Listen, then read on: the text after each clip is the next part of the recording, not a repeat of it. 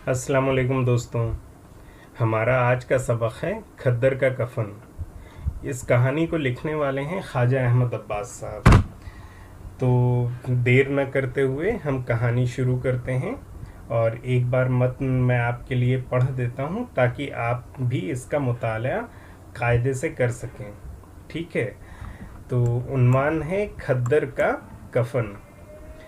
30 बरस की बात है, जब मैं बिल्कुल बच्चा था। हमारे पड़ोस में एक गरीब बूढ़ी रहती थी। उसका नाम तो हकीमन था, लेकिन लोग उसे हक्कू कहकर पुकारते थे। उस वक्त शायद 60 बरस की उम्र होगी। जवानी में ही विधवा हो गई थी और उम्र भर अपने हाथ से काम करके अपने बच्चों को पाला था। बूढ़ी होकर भी वो सूरज निकलने से पहले उठती थी। गर्मी हो या जाड़ा, अभी हम अपने अपने लिहाफों में दुबके पड़े होते कि उसके घर से चक्की की आवाज़ आनी शुरू हो जाती। दिन भर वो झाड़ू देती, चरखा काटती, कपड़ा बुनती, खाना पकाती, अपने लड़के और लड़कियों, पोते नवासों के कपड़े धोती। उसका घर बहुत ही छोटा था।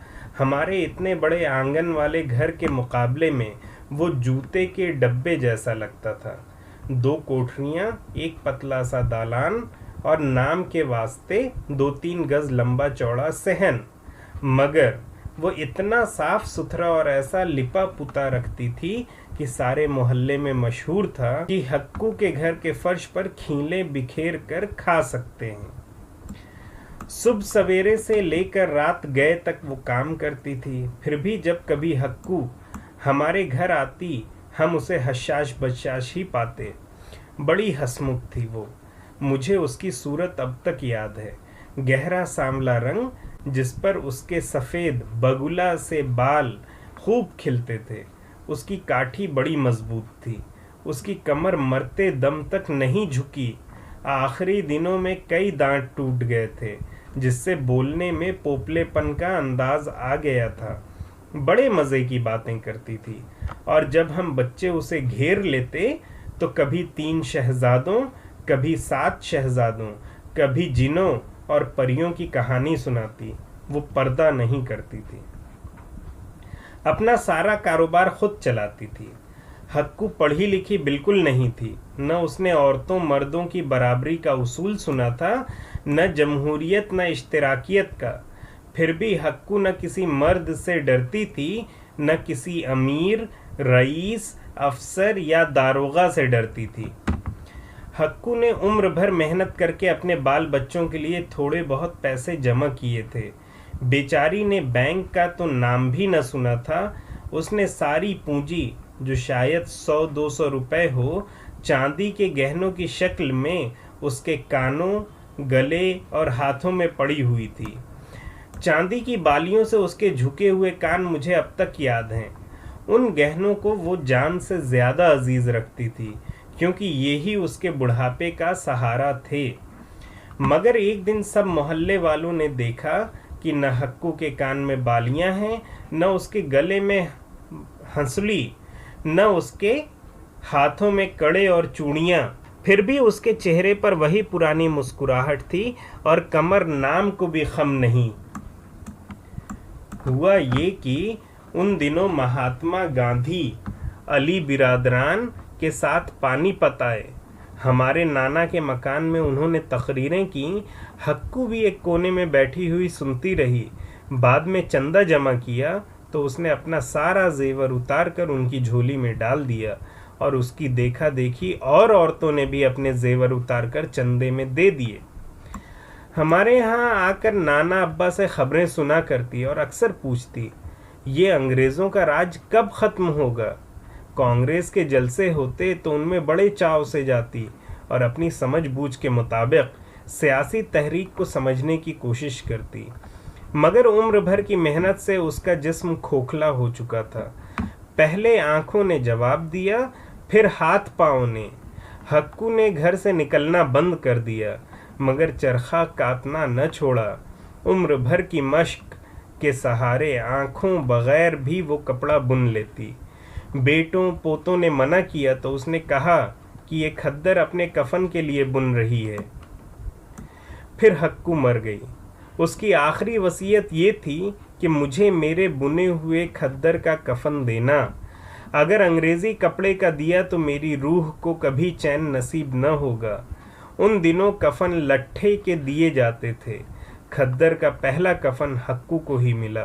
उसका जनाजा उठा तो उसके चंद रिश्तेदार और 2-3 पड़ोसी थे। न जुलूस, न फूल, न झंडे, बस एक खद्दर का कफन। ख्वाजा अहमद अब्बास। दोस्तों, ये ख्वाजा अहमद अब्बास की कहानी है। थोड़ी सी तवील है, लेकिन इस कहानी में जगह जगह से ये आप जो डॉट देख रहे हैं, जगह जगह पे इस तरह के डॉट्स इस्तेमाल किए गए हैं। कहानी को छोटा करने के लिए यहाँ से कुछ कुछ जुमले काट दिए गए हैं ताकि कहानी ज़्यादा तवील न हो सके और आप इसका मुतालिया भी कर लें। ठीक है, तो दोस्तों हम देख लेते हैं कि इसमें सवालात क्या क्या हैं। इसमें देखिए अल्फाज मायने भी हैं, तो हम यहाँ पे उन अल्फाज के मायने भी बयान कर लेंगे। दोस्तों, इस सबक के सवालात देख लेते हैं। हमारा पहला सवाल है कि गरीब बूढ़ी औरत का क्या नाम था और उसे लोग क्या कहकर पुकारते थे। गरीब बूढ़ी औरत का नाम हकीमन था, मगर लोग उसे हक्कू कहकर पुकारते थे। दूसरा सवाल है कि हक्कू ने अपना सारा जेवर चंदे में क्यों दे दिया। तो इसका जवाब है महात्मा गांधी और अली बिरादरान की तकरीरों से मुतासिर होकर हक्कू ने अपना सारा जेवर चंदे में दे दिया। तीसरा सवाल है कि उम्र के आखिरी दिनों में भी हक्कू ने चरखा काटना क्यों नहीं छोड़ा। उम्र के आखिरी दिनों में भी हक्कू ने चरखा काटना इसलिए नहीं छोड़ा क्योंकि वो अपने लिए खद्दर का कफन बुन रही थी। अगला सवाल है दर्ज झेल अल्फाज के मायने याद कीजिए। पहला लफ्ज़ है लिहाफ। लिहाफ के माने रज़ाई के आते हैं, ऐसा कपड़ा जिसमें बहुत सारी रुई भरी हुई, यानी ओढ़ने का ऐसा कपड़ा जिसके अंदर रुई भरी हुई हो। दूसरा लफ्ज़ है दालान। दालान के माने बड़ा और लंबा कमरा जिसमें मेहराबदार दरवाजे होते हैं। वैसे इसके अगर हम मुतरादिफ देखें तो दालान के का मुतरादिफ जो है बरामदा भी आता है। ठीक है, अगला लफ्ज़ है सहन। सहन के माने होता है आंगन। हशाश बशाश, खुशो खुर्रम, बहुत खुश होना, तंदुरुस्त और सेहतमंद।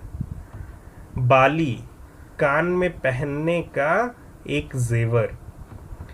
जमा करना, जमा करना के माने होता है किसी भी चीज़ का इकट्ठा करना, धीमे धीमे करके किसी चीज़ को इकट्ठा करना यानी जमा करना। मश्क कहते हैं महारत को, किसी भी चीज़ की महारत।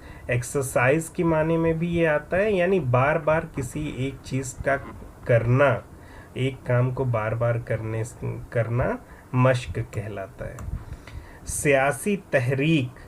सियासी बना है लफ्ज़ सियासत से यानी पॉलिटिक्स। तहरीक कहते हैं मूवमेंट को, यानी पॉलिटिकल मूवमेंट सियासी तहरीक कहलाता है। वसीयत, सफ़र में जाते वक्त या ज़िंदगी के आखिरी लम्हों में हिदायत करना कि मेरे बाद या मेरे जाने के बाद, मेरे मर जाने के बाद या मेरे गुज़र जाने के बाद इस तरह का काम किया जाए। लट्ठा, एक किस्म का सूती कपड़ा। ठीक है, लट्ठा कहते हैं एक किस्म के सूती कपड़े को। नवासा यानी बेटी का बेटा। ठीक है, ये अल्फाज माने हमारे यहाँ हो गए। अगला सवाल है दर्ज झेल अल्फाज में इस्म को अलग करके लिखिए। अब आपको यहाँ पे बताना है, मैं लफ्ज़ पढ़ देता हूँ। पर्दा, गर्मी, लिहाफ, छोटा, लंबा चौड़ा, साफ सुथरा, मोहल्ला, याद, कारोबार, उसूल, पूंजी, बुढ़ापा, मुस्कुराहट और तकदीर।